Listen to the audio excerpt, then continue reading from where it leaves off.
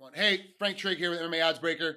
Welcome back. Sam Sicilia on the other end of the line today. Obviously, look at that beautiful beard. It's almost was it November is when you're supposed to do the prostate cancer beard awareness, and Right. you just didn't stop?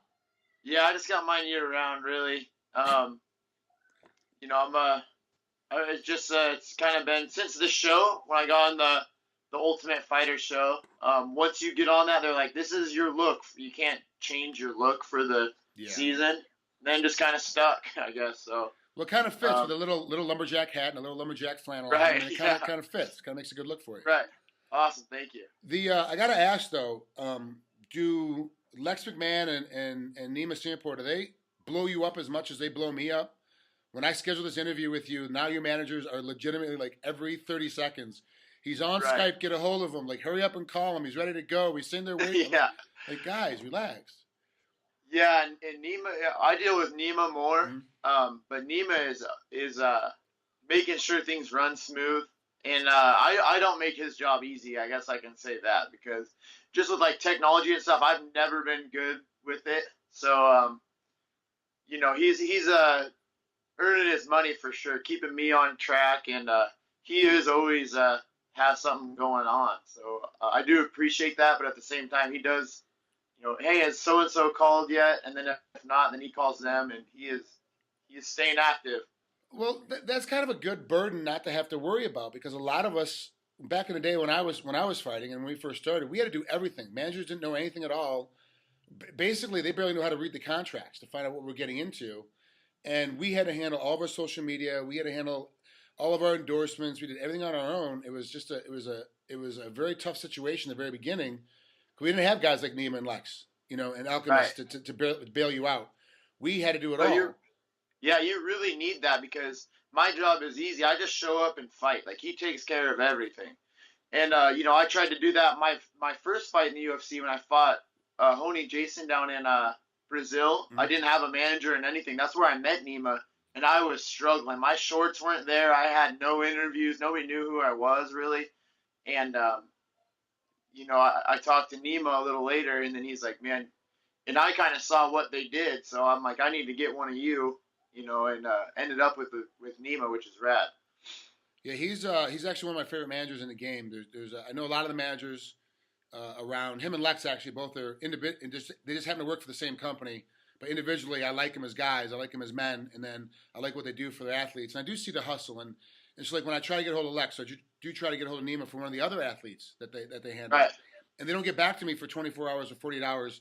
I don't panic because I know they're hustling, like I know they're working. Some Right. managers, you're like, Dick, come on, man. It's like Yeah. the fourth time I'm trying to get an interview. Like, stop blowing me off. And then I screw them and I go around the back and just go right to the athlete. And they're like, why'd you go to the athlete first? Like, I called you 4 times. You gave me no response. I went to the athlete. Yeah. I'm just out of it. I can't deal with you anymore. So, Yeah, for sure. You were the good company, and Nima's great. I love what he does. And when I'm in LA, I do try to see him as much as I can. So, Right. Let's stop talking. That's how I am. Go ahead. That's how I'm with him too, because he's you deal with them so much, you have to like what kind of person they are. Because I talk to him on the phone, and I've never talked on the phone that much, and we get to talking sometimes, and we have, pretty long conversations. So it does help that you like him as a person too. I tell you what, I was over cornering Ryan Couture over in Sweden, and I got to hang out with Nima and drink and jet lag and all other stuff. And I was Yeah. like, my philosophy, and guys don't have the same philosophy. If I don't eat or drink with you, we're really not friends. Like to me, eating Right. and drinking is a very intimate thing between guys. So I'm not going to sit down and just drink with anybody. Like a bar situation is different because you kind of drink with Right. everybody. But I'm not going to sit down at a table and have shots or drinks or cocktails or wine unless I really like you. And Nima and I sat there for hours and just sat there and talked the whole time in Sweden because he's such a good guy. So Yeah. well, let's stop giving Nima oral and move on to the real thing at hand here. Let's talk about Cole Miller. This is your opponent. You're going to have on UFC Fight Night 35 coming up January 15th down there in Georgia. Obviously, you fit in well with your look. That's the Georgia look you have. So it's tough though. Cole's down in Florida. You're still up in Washington, right? You're still training up in Washington. Yes, sir. Yeah. So it's difficult for a lot of these guys to travel. You've been to Brazil. You've been twice. You've fought in very hostile territories. But this crowd is going to be kind of, in my mind, kind of neutral. Cole's going to have a couple friends there and family members there, but It's really going to be Right. neutral. Is it easier to fight when it's polarized? They either love you or hate you, or easier when it's kind of they're just happy to be at the fights. They don't really have a vested interest in either fighter. Like, is it for me? It's always been tough to fight when there's no vested interest in me. Right. I wanted people to either love me or hate me, and that's how I could get the crowd behind me one way or the other, and just kind of have that swell. What is it like for you? Well, my first fight, I fought down in Rio, and I fought Honey Jason, who's a very tough guy. And I really didn't know what to expect there. So I feel like I got kind of thrown to the wolves in that way where I didn't know what to expect. And then when I went back to Brazil the second time, I knew I fought in not as a tough of an environment and not a tough of an opponent. So now I feel like I'm kind of not like immune to the crowd, but they respond to a good fight either way, even if they're don't like me or do. If you keep good action going, then they're just all you hear is noise, So I'd rather invade somebody else's territory than fight up here and have everybody ask you for tickets and all that shit. So I'd rather go down to Georgia and beat them up and come home, treat it like a business trip, I guess. Yeah, exactly. Now, it does become a situation where it's kind of relaxing to be out of your element and out of your home and not getting asked for tickets and not getting asked for all that extra drama. Right. Do you feel like that when you're going to be like in Georgia, where it's going to be kind of non-polarized, do you feel like that you have to be more of an entertainer? Because I've looked around. You're not much of a shit talker. You're not going to sit down and talk a bunch of crap and try to get a rise out of your opponent. It doesn't seem like, from a fan standpoint, that you got to hate the guy you're fighting. It's just another business trip for you. Do you feel like in a situation like this that you've got to kind of do more, more media and be more entertaining to get that next level? Because it seems like a lot of guys right now, especially in the UFC, it's not the win-loss record or how they win or how they lose. It's can they entertain and get people in the seats to get the next fight. Right. I just focus on getting in shape. But once I get there and I see my opponent, and it's kind of that fight week where it's kind of weird. You're all at the same hotel, and I have no problem. I flip that switch then, and that's where you kind of go, to where you need to go up here. And I'm a little more of a primal fighter, I guess. But when I see Cole Miller and I see the guy that's standing between me and a paycheck and the life I want, then I naturally have pretty exciting fights, I guess.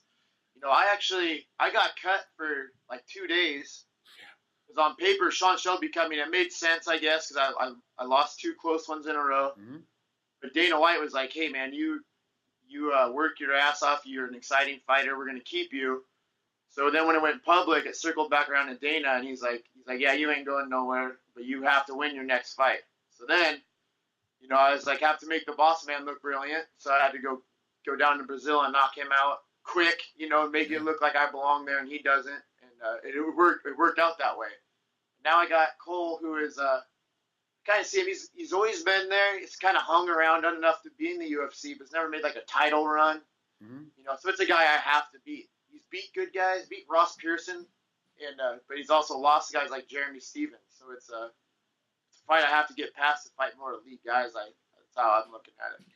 Cole's kind of an anomaly because he's really good at jits. He's got the length. He uses his stand-up well or better than he has in the past. He's kind of evolving a little bit as a fighter, but you're right. He hasn't really kind of jumped up. To me, he's a stylistic fighter. Like, if you stylistically can beat him up, you'll win. But if stylistically he's going to give you problems, he's going to win. And that's kind of what happened with Jeremy Stevens. Stevens beat him because he just stylistically, it was easier. Right. He could beat him up stylistically speaking. How do you see this fight breaking down with you and Cole? Like, I know you watch tape. I know you know what he's going to do, what he's not going to do. How do you see it breaking down? Well, he's fought the same for every fight. They gave me two discs on him, and he's lost to guys like Manny Gambirian, little power punchers, and Dan Pham is a 35er. You gotta stay in his face, can't let him set up and use that range. Just press him, which what I do anyways. And in the third round, he accepts going to his back and waiting for you to screw up rather than having an active guard like he does in the first 2 rounds. So really, it's just a matter of me going in there and fighting for 3 rounds, and then if I get him clipped or hurt to an opportunity to finish it, then tear into it, and then back to, if he survives that onslaught, then back to, find a balance between a sport and an actual like fight, you know. Did you have to bring somebody in to be able to deal with his style into your camp, or did you have enough guys already in your camp that can mimic Cole enough that you feel comfortable? Well, I got enough guys, and mostly it was just not being freaked out by his range. And, I trained with Mike Chiesa, who's a tall, lanky guy as well. They have a little different styles, but I got a lot of bodies in just to get a good workout. And, it's nothing I haven't seen. It's very conventional jits, but he's a little more active with it. He's not a traditional lay on your back jits guy until the third round, really. So, he's well rounded. He's good everywhere, not like a super standout anywhere, but it's a guy you got to bring it to, though. All right, last question, Sam, before we let you out of here. Sam's fighting Cole Miller on UFC Fight Night 35, coming here January 15th in Duluth, Georgia, one of my favorite places in the country. You talked about earlier that he's staying between you and a paycheck. Like, obviously we all know that there's show-up money and then there's win money. Are you financially stable enough now that when you get that win money, you're able to buy yourself a couple extra things, where you're able to go out and give yourself a present at the end of the training camp? What do you have planned for just your show and win money? I'm not even talking about if you get fight of the night, knockout of the night, or submission of the night, like none of that.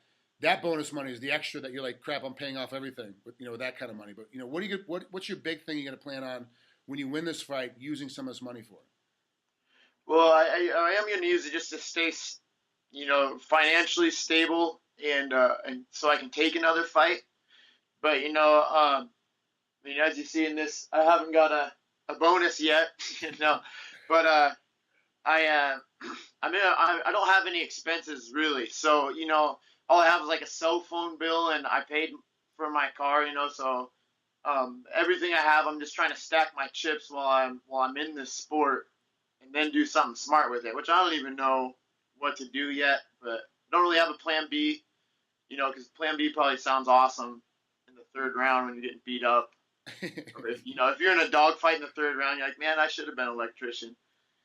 But it's just mostly just staying stable so I can stay in this sport, and I actually save my money. I don't need that much stuff. I actually have this little camera propped up right now with a hatchet. So I'm not a really flashy guy, but I do need to stack my chips, and this is a opportunity to make some money. Most fighters go, I'm going to buy an iPad mini, I'm going to get the new, PlayStation 4, I'm going to go out there and get the Xbox One. Like, there's always something going to go buy.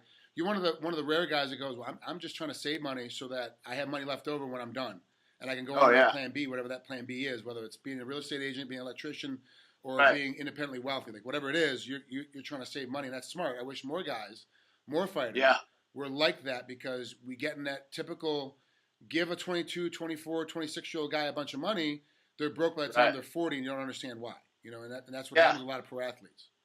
No, exactly, and you don't want to be that guy, So you can either use the UFC or let the UFC use you. They can run you into the ground, and then you get cut and you're done. If you live a rock star life, like, when you have to take a fight because you're broke, because you didn't save your money, that's not a good situation to be in, and I don't want to be that guy for sure. Well, if you don't have a plan B set up yet, you should sit down with Nima and go over it, because I guarantee exactly. See, I got the right ideas. connections. I do. Yeah, he'll definitely make sure you're set up by the time you retire, for sure. Right. Yeah, for sure. Well, Sam, good luck against Cole Miller. Thanks for coming on here. I appreciate it. Good awesome. luck. Thank you, UFC man. Fight Night 35, January 15th, out there in Duluth, Georgia. It's gonna be a great fight, and I can't wait to watch it. Awesome. Thanks, Frank. Take care, bud. You too, man.